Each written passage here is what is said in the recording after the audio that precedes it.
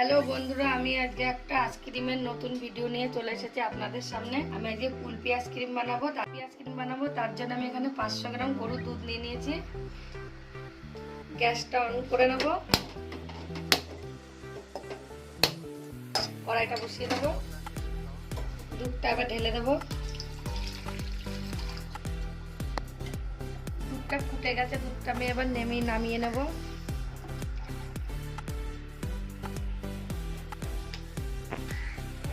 আমি এবার কড়াইয়ের মধ্যে চিনি দিয়ে দেবো, চিনি দিয়ে ক্যারামেল বানিয়ে নেব। মিষ্টিটা নিজেদের পরিমাণ মতো দিতে হবে।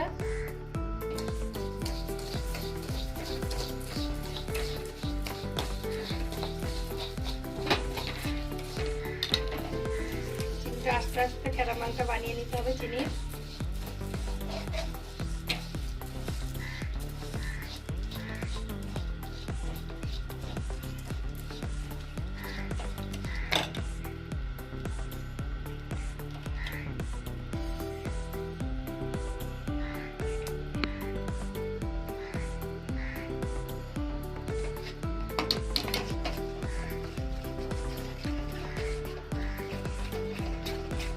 ঘরে থাকা 3টে উপকরণ দিয়ে আজকে কুলপি হয়ে যাবে। পুরো ভিডিওটা দেখতে থাকেন, আমি কিভাবে কুলপিটা বানাই। দেখেন চিনির ক্যারামেলটা হয়ে গেছে। আমি এবার এই দুধটা আস্তে আস্তে ঢেলে দেবো। অল্প অল্প দিতে থাকবো।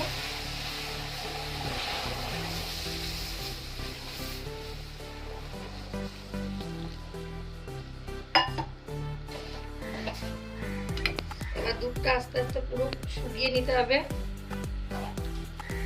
কিছুটা শুকিয়ে নেওয়ার পরে তারপরে আপনাদেরকে আমি আবার দেখাচ্ছি। আমি এখান থেকে 2 চামচ দুধ তুলে নেব। এর মধ্যে আমি 1 চামচ কর্নফ্লাওয়ার দিয়ে গুলে নেব। এই দুধটার মধ্যে ভালো করে মিশিয়ে নেব, যেন কোনো জায়গায় তলা পাকিয়ে না থাকে। 2টো এলাচের বীজ ছাড়িয়ে নিয়েছি। এবার আমি এই দুধের মধ্যে দিয়ে দেবো, ভালো একটা সেন্ট আসবে। এবার আমি এই কর্নফ্লাওয়ারটা দুধের মধ্যে গুলিয়ে রেখেছিলাম, এবার এইটা আস্তে আস্তে দিয়ে দেবো। দিয়ে 5 মিনিট মতো আবার নেড়ে নেবো ভালো করে, নিয়ে নামিয়ে দেবো।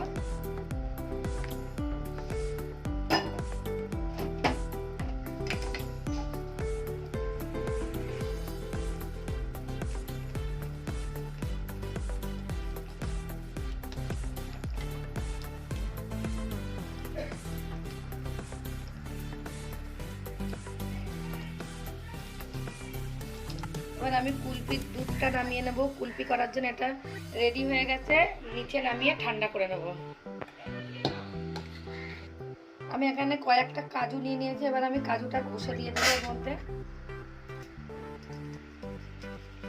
খেতে একটু বেশি সেন্ট লাগবে আর টেস্ট হবে, এই জন্য।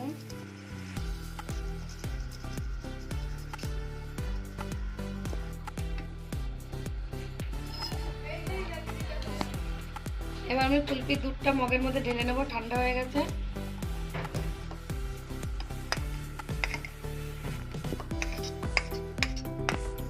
আমি এখানে কফির কাপগুলো নিয়ে নিয়েছি। আমি এইগুলোর মধ্যে আইসক্রিম জমাবো। এবার আমি আস্তে আস্তে ঢেলে দেবো।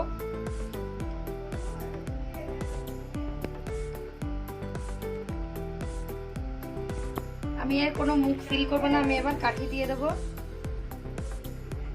পরে আইসক্রিমগুলো একটু জমে গেলে কাঠিগুলো সোজা করে দেবো। 6 থেকে 7 ঘন্টার জন্য ডিপ ফ্রিজে দিয়ে দেবো। এবার আমি আস্তে আস্তে ফ্রিজের মধ্যে দিয়ে দেবো। 7 ঘন্টা পরে আপনাদেরকে আমি আবার দেখাচ্ছি। কুলপি আইসক্রিমগুলো জমে গেছে, আমি এবার বের করে নেব।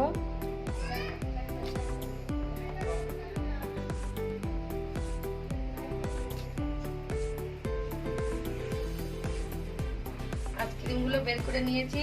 ভিডিও একটা লাইক কমেন্ট শেয়ার করে আর চ্যানেলটাকে সাবস্ক্রাইব করে দিন। আমি আবার একটা আইসক্রিমের ভিডিও নিয়ে চলে আসবো।